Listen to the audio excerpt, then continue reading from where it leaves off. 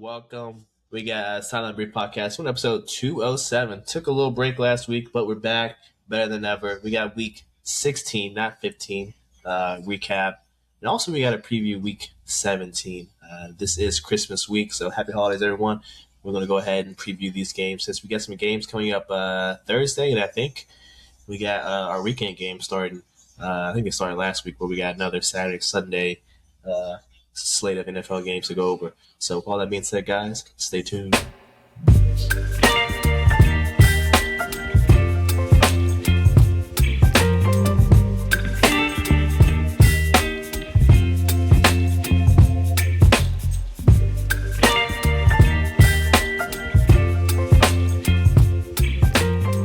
Let's get into this week 15 recap. We had games on Thursday night game, and we had Saturday and Sunday. So we don't have to cover all the games, but I do want to start with the Thursday night game this previous week. Rams Seahawks. Seahawks win in overtime off a 2-point conversion. Definitely the game of the week. Like, this was a fantastic game. Both teams, are known for their defense, but this was a shootout. Honestly, this was a shootout. The Seahawks came back because they were down 2 scores in the fourth, Lawrence, and then they make a comeback. I think they had to make 2-point conversions. And then the second one was a backwards pass fumble into the end zone, recovered by the Seahawks. That was crazy. It was turned out to be that, but I don't know.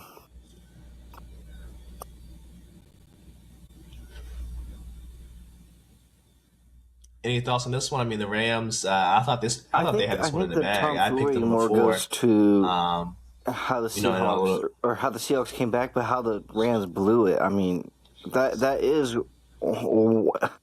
one game to kind of blow like that. I mean, to allow a team to come back. What was it? You said 16 points? I think it was even more than that, but it was 30-14. Like, you allowed a team to come back like that, and everything you did to allow them to come back was self-inflicted. I mean, they had so many penalties, and they even benefited on some penalties not being called on them, and still still blew it. But the refs tried to bail them out just a little bit. Just a little bit.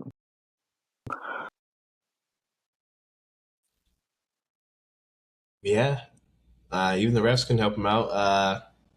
I think Seattle has a fast track to number 1 seed now, unless something happens in these next 2 weeks. But I think Seattle's a real deal. Even with Darnold throwing 2 interceptions, I think still came up clutch with those 2 late touchdowns. Yeah, but my problem with that being said is Darnold does have the ability to just give up. I think like any other quarterback, but we've seen it from him before, to just not show up when needed. And, I mean, if it wasn't for the Seattle defense turning it on when they did, let's face it, they were lethargic the other 3 quarters. It's not like they played some hell of a game. And then when OT started, It's not like they went out there and got a stop. No, they didn't get a stop. They went straight to OT, and they went 2-point conversion and won the game that way. You didn't get the stop.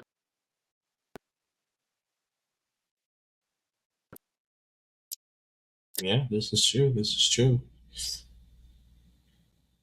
The 2 Saturday games, Eagles Commanders, kind of a wash for the Commanders season.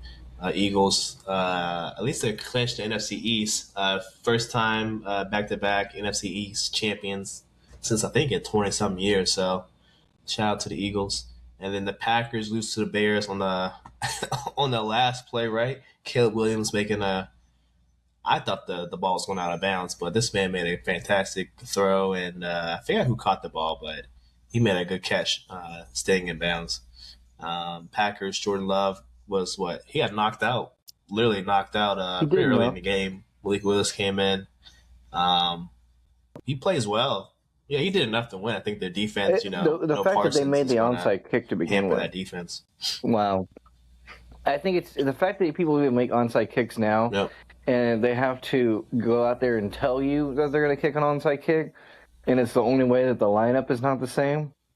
So there's no like sneaking one on somebody. They have to admit to it. Yep. You got to declare before. They changed it, so now you can do it as many times as you want. I think last year was you could only do it once, which was stupid. So at least they changed that part of it. But yeah, the Packers still knew it was coming, but great effort by the Bears to recover that. So I think with that win, the Bears pretty much have a good track to lock up the NFC North. Packers still have an outside chance, and then the Lions are outside looking in at this point. They need a bunch of miracles to go their way for them to but their defense is not even good sniff enough the to sniff playoffs a this playoff. year. We'll get to them in a little bit, but this is true. This is true. We'll just go down the list of the 1 o'clock games here. Bengals belt to ass to the Dolphins, but the Dolphins clearly tanking. I guess tanking for Tua didn't really work out. Did not was it 6 years later? Lawrence tanking for Tua did not work out for them. They are tanking again. Ewers didn't look too bad, but he threw 2 picks, no interceptions. Joe had a pretty average game, honestly, by his standards. Defense looked okay, but like I said, he looked pretty average to me. He looked like a good offensive performance. But yeah, I guess my question to you is, where do they go from here with Tua? Tua's obviously not going to play anymore this season. If he gets injured, they're like on the hook for more guaranteed money. So, just spitball some ideas for Tua. You think he's getting traded? Are they going to cut him? Well, Miami doesn't get out of it. I mean, even if someone does, someone get the trade for him, they're not getting any kind of trade that moves any kind of needle in their favor for the upcoming season. I mean, they're getting bare scraps. On top of it, I don't know, it's trying to convince another competitor, because he's going to want to go to someone that competes, and then trying to convince a competitor to take him, I don't know. I don't see that going over very well, because I don't know. He's one concussion away from all-time done.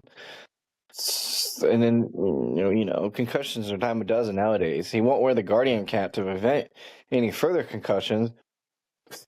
I mean, the guy's just flat out just a walking liability that's not necessary.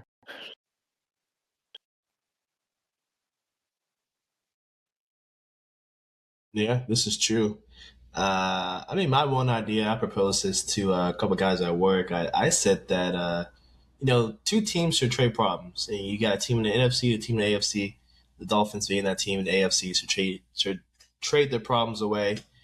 Tua go to the Cardinals, and the Cardinals send Kyler, since that looks like an imminent breakup as well. Not sure the Cardinals will want Tua, but I think Kyler Murray in this McDaniels system, if the Dolphins decide to keep McDaniels, that would be pretty intriguing, honestly. I think if you get someone who can actually gunsling and is somewhat mobile, I feel like even with Waddle being probably the only guy left, because they're going to trade or cut Tyreek as well. Yeah, but I think that the problem with Kyler Murray is, don't you think? He doesn't have the strategy to get down the field consistently, and he has no big arm ability. So without the big arm ability and mentally challenging of other teams, that doesn't really happen either.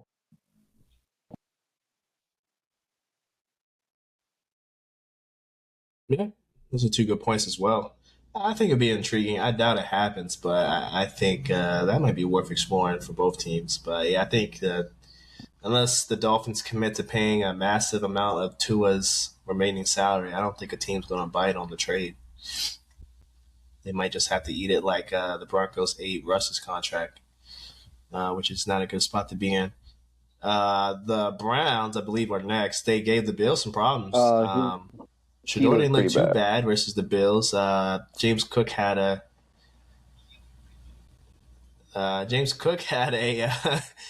had a good game. I think James Cook is in the lead for the rushing leader this year. I think he just passed JT. So after he got paid, man, he's still producing. So He's not one of those guys that just kind of lays off the gas pedal when they get paid. Yeah, So I shout think out to James James Cook had a Cook. great day. Junkins, I'm pretty sure, is out for the rest of the season for the Browns. I watched him go down.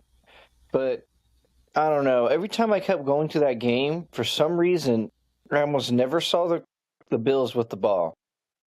And I guess I was just like Shador Sanders' kryptonite because almost any little bit of time I watched, man, he holds onto the ball way too long.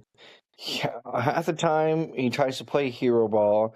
He kind of sometimes looks like he doesn't know what he wants to do with the ball, and he just hangs on with the ball. I mean, you can go all day on it, but I watched this man. It was fourth down. His routes were quick routes. They needed to get done quick. They were covered. You got to scramble, buddy. You got to do something. This man launched that thing. Didn't even make it to the line of scrimmage. It was still in the pocket. So basically, all the flavorings for intentional grounding, and you did it, and it's a spot foul, and you did it like I think it was like 15 yards behind the line of scrimmage. Dude, he gave them the ball back at like the 20-yard line, like, and the Bills, generous as they were, I'm pretty sure they didn't even do anything with it. They just gave it back to him on fourth down, fourth and turnover on downs. But regardless, if they really wanted to put belt to thy ass, they could have. Or if that defense didn't collapse, they would have put belt to thy ass.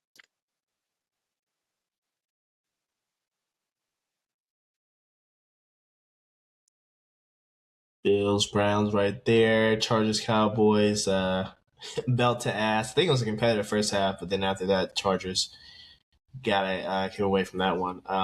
Jerry Jones actually took accountability for the state of the Cowboys. I don't know if you caught his quote, Lawrence, but he said basically they're in a predicament because of him. He hates the way that they're structured right now. Well, thank you for saying what the elephant in the room, Jerry. You literally built this team yourself, and it's quite terrible. You made some good trades, yes, you did that, but um, as constructed and under your leadership, the Cowboys have been mediocre Mediocre to is the best way to at put best, it. right? I mean, he had some hot he was a little hot when he first started off. I think that's probably what got to his head.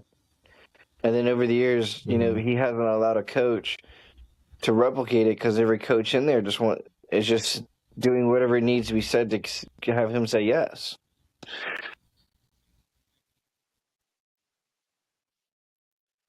Yes, man, yeah, 100%.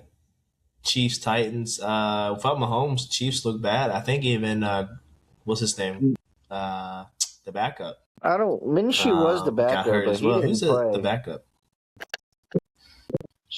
Minshew, yeah. Yeah, he played like a series or two, and then He the was third hot string ass. came in. This Chris guy. So yeah, the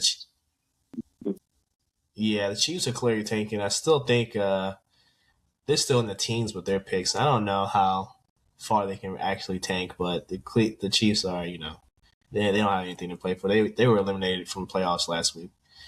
Jets, Saints, battled the bums right there with the Vikings, Giants squeak out a win against the Giants. JJ McCarthy left the game with a hand injury, right? And Jackson Dart only had like 33 yards rushing. Um, Two bad teams playing each other, even though the Vikings' record is 7-8, they're bad. Like Yeah, I they're didn't not pay good. attention to that game much.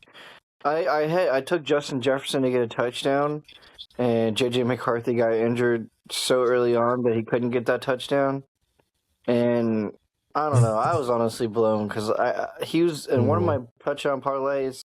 I hit one, but he was the only one on another one that didn't hit. And the only reason I took it was because he hasn't had a touchdown like all season, and I just thought he was due. And turns out he just was not, in fact, due. Because that Rosemer guy, he cannot dish out that ball.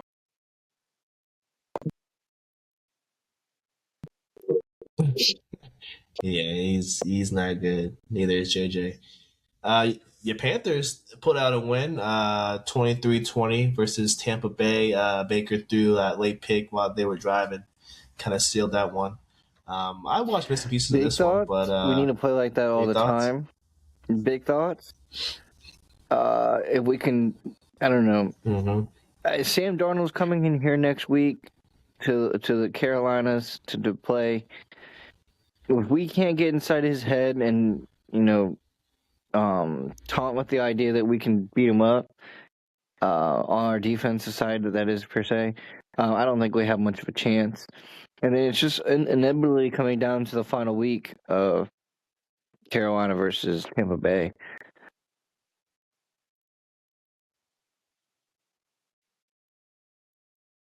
Yeah, fair enough. You got a big game coming up next week. You gotta put pressure on Sam Darnold because he's not gonna make mistakes unless you do that. QBs, The Jags, they did a little bit of that this week.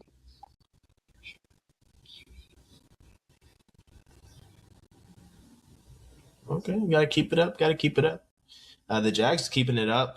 Went to Mile High and beat the Broncos 34-20. This is very surprising. I thought this would be way closer, but the Jags, I mean, it's coming together. I think you said before the season that the Jags were a team to watch, and you're right on the money, Lawrence. The Jags they're moving pretty good, even with some key injuries, right? To what's his name? Who's the first rounder they drafted? Oh, Thomas Jr. Brian Thomas. And then Brian Thomas Jr. was out for a couple of games, and the first rounder guy they drafted, he's hurt. And bosh. Their meat group is still together on the defensive end and offensive end. I think the Jacoby Myers ad was just a spectacular ad. I mean, a guy that was going to be completely wasted of his talents in the Las Vegas system. I was going to say Oakland system, but Las Vegas system. Yep. I mean, he's really expanded on what he can do with the team. It gives him a different element. I mean, I don't know. I think the field opens up a little bit more. I mean, they're doing good with a tight end named Strange, but I mean, he's been in the league for a while, but he's never had big years like he is this year. It just kind of shows you, like, Evan Ingram was popping previous seasons in pretty much the same role. And Evan Ingram's always just a middle end tight end. So Trevor Lawrence does a good job of making his tight ends pop a little. But honestly, the running game is what really is proven, and it's basically them. I would say they did a good job of getting rid of Tank Bigsby at the beginning of the season and allowing a bunch up of just Tootin and ETN to kind of share a load.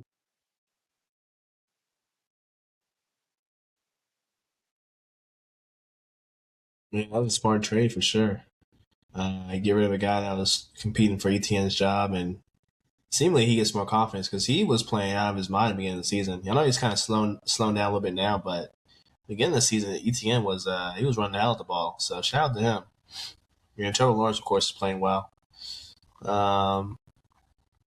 Falcons, Cardinals, two teams out the playoffs. Don't need to really talk about them. Steelers, Lions. Steelers squeak out a win in Detroit after Detroit gets two offensive pass interferences on their last drive. Very controversial, Lawrence. I want to hear your opinion on those two offensive pass interferences. A lot of people, I for sure didn't think the second one was that bad. Those two calls. Okay, it was bad. But like the wide receiver, the way he ran the route, right? He was even kind of like confused. Yeah. Like when he got hit by the DB going across the middle. Like he didn't set out with pure intentions of, oh, let me hit this DB going across the middle because it's going to run around my guy and he's going to get a touchdown out of it.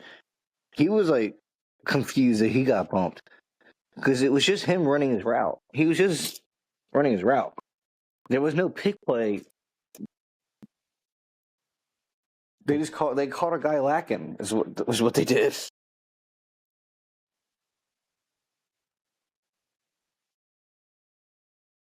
Yeah, I mean, I think the first one was not pass interference. I mean, that was just a perfect pick play. Like, the guy's running his route. Oops, he just happens to run into the other guy. I don't think I don't think that was a big play at all. Then they showed a play with Jameer Gibbs did the same exact thing, and then got open on his route after doing a little pick. And they didn't call that, so I think the refs kind of screwed this one for the Lions. I think 2 chances to win the game, and they both are come out of offensive pass interference. I think that's a little too good to be true type of moment,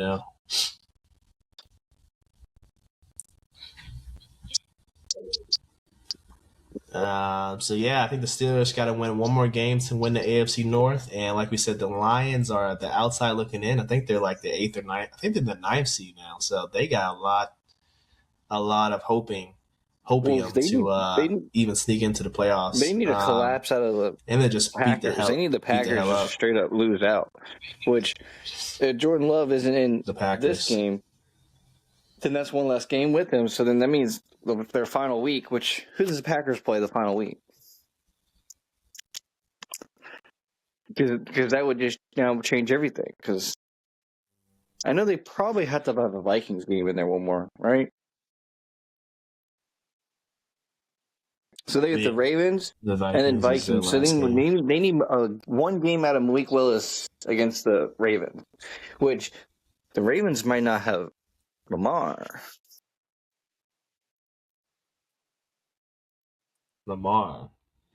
This is very, very true.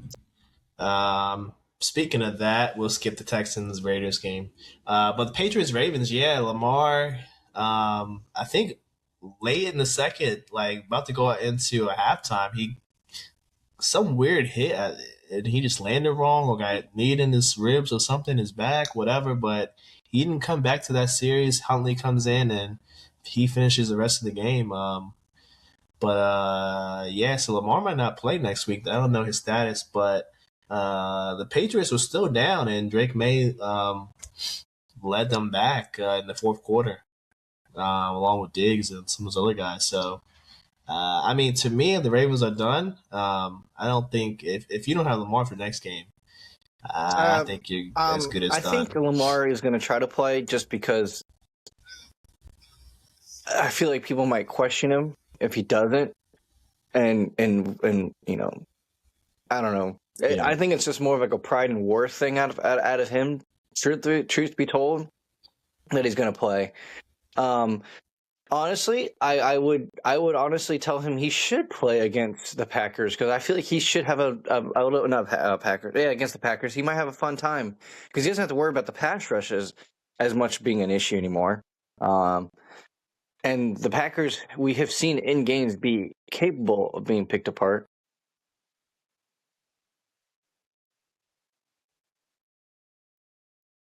Yeah, I don't know. I think Lamar just, even before the injury, was just looking shaky. Like he's looked shaky all season now. I think this year is just a wash year for him. I think he should just get healthy, man. And you need to win the one game. I don't think it matters personally for the Ravens because, them or the Steelers making it in, you're probably getting smoked first game.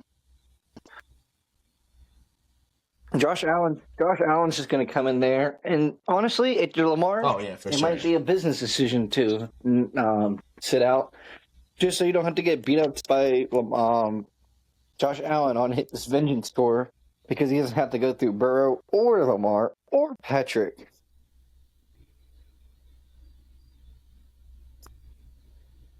This is true.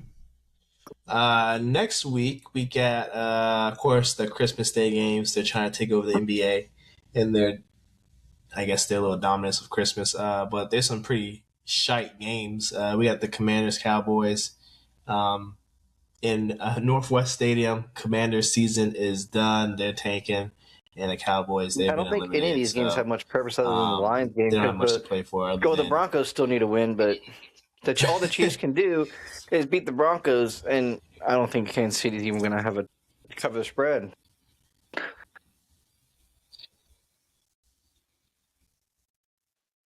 Yeah, no, you're right. I think Cowboys are going to win this one. It's going to call it. I think the Lions should win, but we just saw something weird happen, so I don't think you can shoot that one in. Then the Broncos should beat the Chiefs. They're still playing for number one seed, right? Patriots. I think them and the Jags the Broncos have the game over the Patriots, but if they all end on the same record, the Jags have it because they have a game over the Broncos now, and the Broncos have a game over the Patriots. I think that's how it all rolls down. Nope.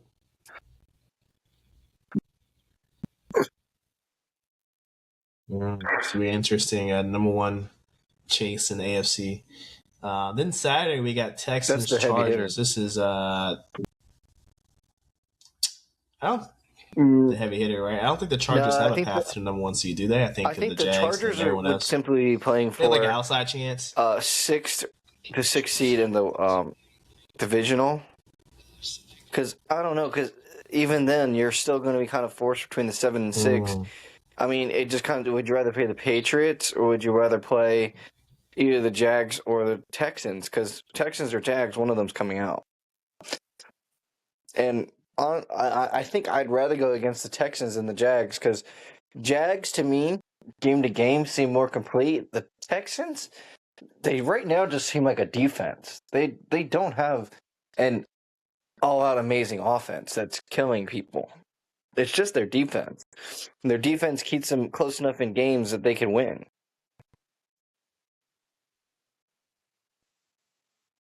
No, I agree with you. The Texans, defense is out of this world, but I mean, CJ Stroud's been struggling to put up points all season. So this will be a good one Saturday night. I'll be watching. Then we got the Ravens Packers on Peacock at 8:00. I'm gonna go Packers in this one. I don't think Lamar plays this week. I think Malik Willis he's just too banged up. Who you got in this one? I wouldn't say amazing games, but I think he's gonna have a pretty good one against the Ravens defense it's banged up, allows so many yards already to begin with. They're gonna go straight belt the ass, and even if the Ravens do look good, and mind you, me saying they look good is them, going crazy over. I don't know. They're like Derrick Henry's just running all over them, stuff like that. They won't stick to it because even when Derrick Henry was tearing it up this past week, they didn't stick to it.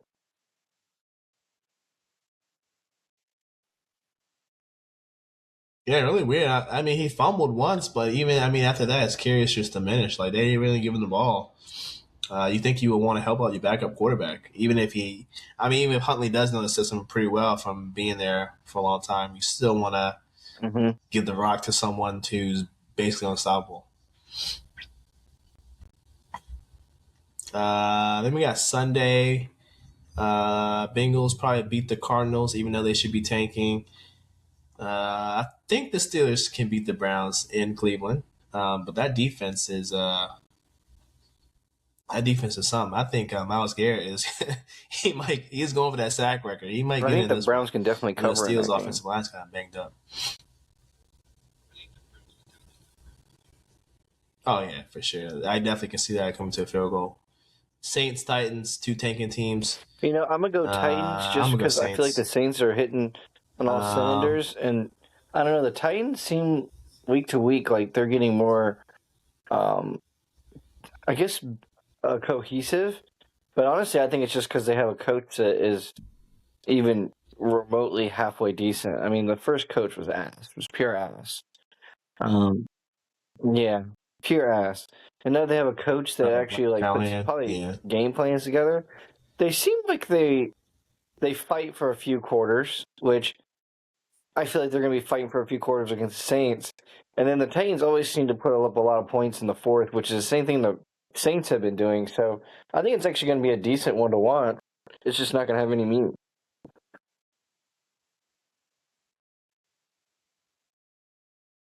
Yeah. I think Cam Ward's been getting more confidence as the season progresses as well. He's not looking his passing touchdowns week to week are always almost plus money. This past week, to get a passing touchdown was minus 145. And I was like, just one passing touchdown is minus 145? I might as well just take it. And I made a parlay of him to get him to do that and Geno Smith to throw the interception. My man's had his passing touchdown by the first quarter. Dad, I just had to sit and wait for my fourth quarter play. And then Geno Smith had an interception by halftime. Chilling. Did I get my cash out?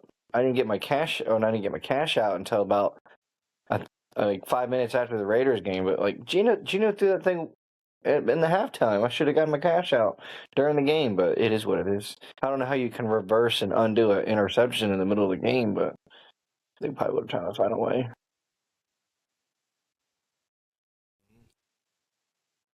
Seen stranger things happen with Vegas.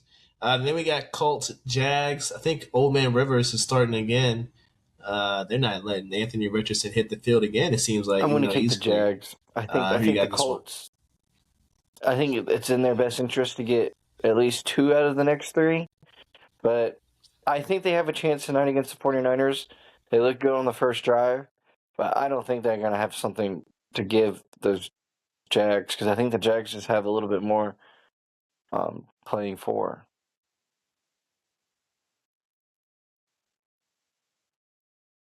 Yeah, no, I agree.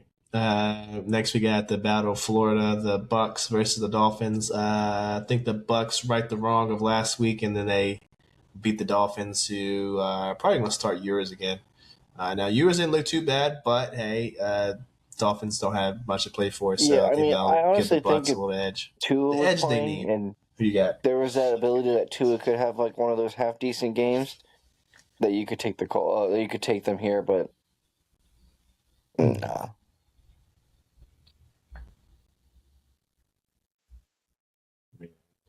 I don't feel good about taking Dolphins. Patriots, Jets. Patriots got to win the number 1 seed, so I'm gonna go Pats. Your Panthers, do they win at home versus the Seahawks? On that. But I've seen stranger things happen, but I think they have the ability to take them down. And when I say they have the ability to take them down, their method of attack has to be chew the hell out of the clock, and blitz the hell out of Darnold. And the goal should be easy because, like, you had Darnold on your squad like less than 3 years ago. There's got to be somewhere. There's got to be multiple players on that defense, which I know Derek Brown is, but that know how Darnold operates, like what he likes, what he doesn't like. So you got to be able to make him uncomfortable.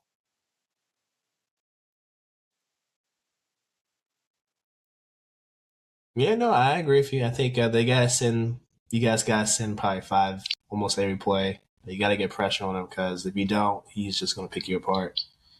I think you guys covered the spread though. I think 7.5 is pretty generous, especially you guys play well at home. So I think that's pretty generous. Giants, Raiders, 2 bums. We can skip. We got Eagles, Bills. Eagles are still playing for I think home field advantage in the second round. I don't think they're gonna catch the Rams and Seahawks in terms of number 1 seed, but I still think they're playing for at least home field in the second round. So who do you have in this one? And yes, they Bills can. most likely the same. I think they can still catch the Pats, right? I know the Bills can still catch the Pats, but the Pats kind of have to lose out. Regardless of that, I think the Bills are still going to try to play their hardest in order to maintain the 5th seed in the AFC race, just because I'd rather be playing the Steelers. Honestly, that's full call. I'd rather play the Steelers and then reset and figure out who I'm playing next than anything else. The Eagles, I don't know. We've seen them week to week be a team that could easily blow it. I mean, against the Commanders, they looked like ass the first quarter or first half, and then they just realized, oh yeah, the Commanders don't have anybody on their team, which just beat that ass. They beat up the Raiders. I guess that made them feel a little bit confident, but yeah, I think they're on a 2-game little heat streak. That I think probably comes to an end. I feel like they're, and if they were to get their flame snuff, I think they would find a way to, talk it up like, oh, but we lost to the Bills, so it's all right. I think it'll be all right if they lost.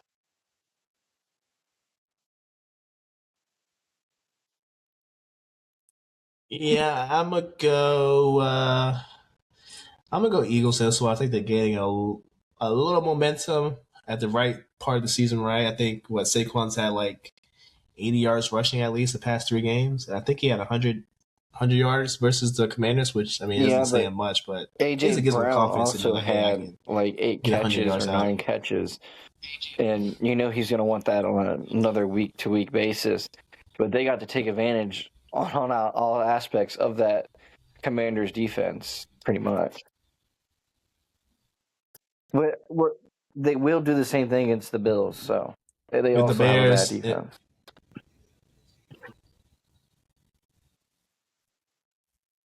Yeah, bad run defense for sure.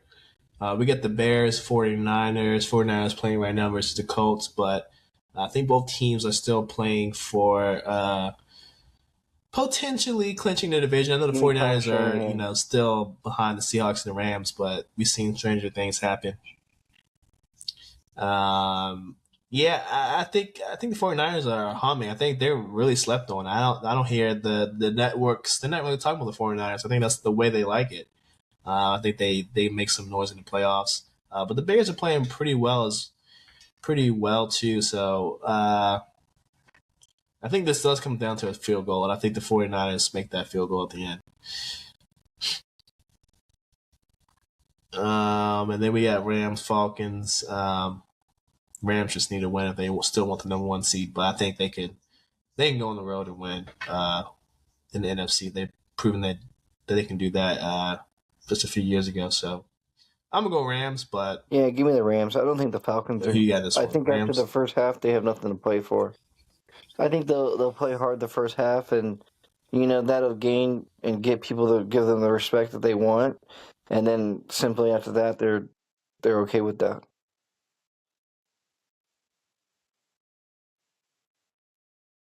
Man, I agree with you.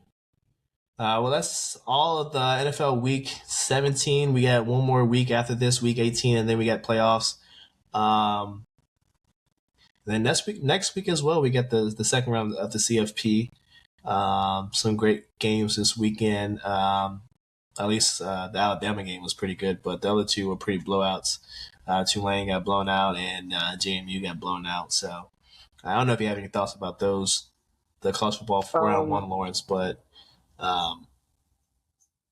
another year of I get most of the round one teams to like the 16-man. I guess round robin. What I don't know how you call it, but how they're going to move to the 16-man tournament, which at this point I'm completely down for, and I'm kind of on the boat of they need to let the bums just stay out. I get it. Yeah, it's too much talent disparity. Like JMU is a great team, but they ain't got that. Yeah, it was cute to watch, but it was inevitably just trash. And I don't know. Everyone was saying, but if it happened to a Power 5 school, it could easily happen to a Power 5 school, and it did the other year, not too long ago, when Tennessee got murdered like that.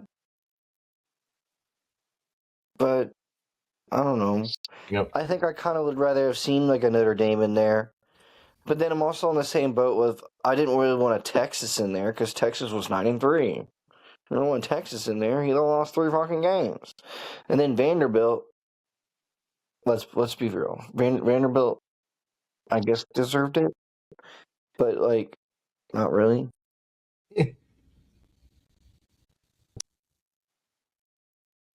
Even when you go to 16 teams, though, fixes it, but you can't just be putting Tulane in there just we gotta because you deal think with this.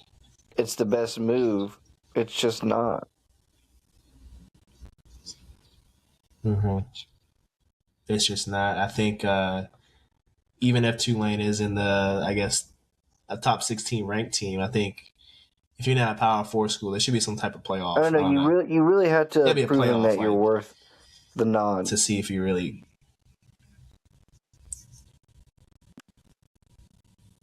Yeah, no, I agree. You got to have a good strength of schedule too. You can't just you win your conference and your conference kind of not as good as the Power 4. We'll let you win. Yeah, they got to change that. Anything else you want to cover before you head on out? NBA is going. Giannis trade rumors are still there.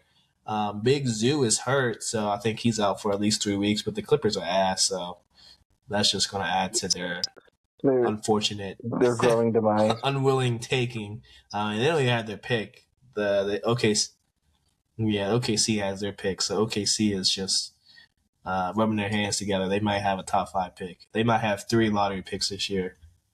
They honestly should bring back Chris Paul, just so he has a chance to win another title, or not win a title. Sorry, win a title.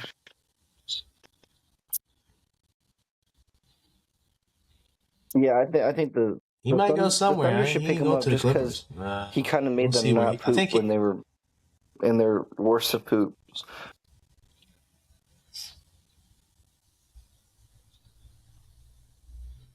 This is true. The Thunder have lost 2 games since the last time we spoke. I think they definitely lost to the Spurs in that semifinal for the play-in tournament, and then they lost, I think, 2 nights ago to the Ant-Man Timberwolves off a last-minute 3 by Ant-Man. So they're still on track for 73-9. I think they'll still get to 70 games, but they are on a 1-game losing streak now. So interesting stuff right there. The Heat and the Cavs are sliding. Cavs, I know they got their injuries, but they have not played well at all. Same with the Heat, a little bit of injury bug going around. So not good from that standpoint. And in the West, what else? The West is the West. It's tough. The Lakers, Nuggets, Spurs, and Thunder, the best teams. The Wolves are slowly starting to play a little bit better, but the West is a gauntlet for every team besides the Thunder.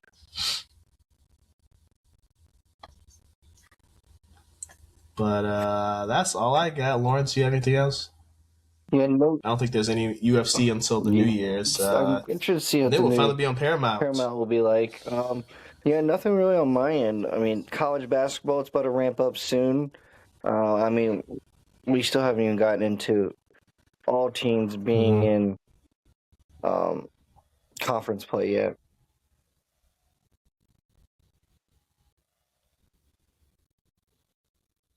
Yeah. I think Mason hasn't started in A10 conference play. I don't think any teams have, right? They're still doing non-conference in the middle of playing some of their conference in there.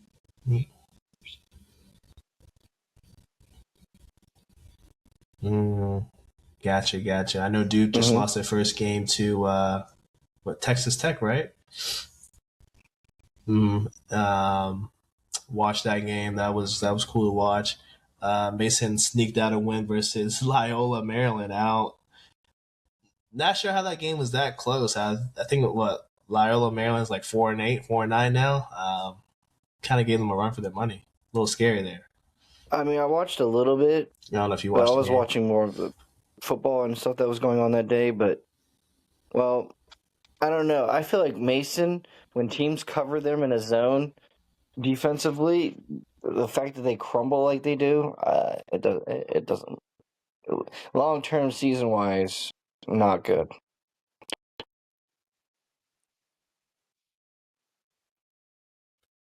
I agree. If it doesn't bode too well at all. But other than that, I think that's it. We'll catch you guys next week. Thank you guys for watching on YouTube, listening on Spotify, and happy holidays. And we will see you guys sometime next week. Peace.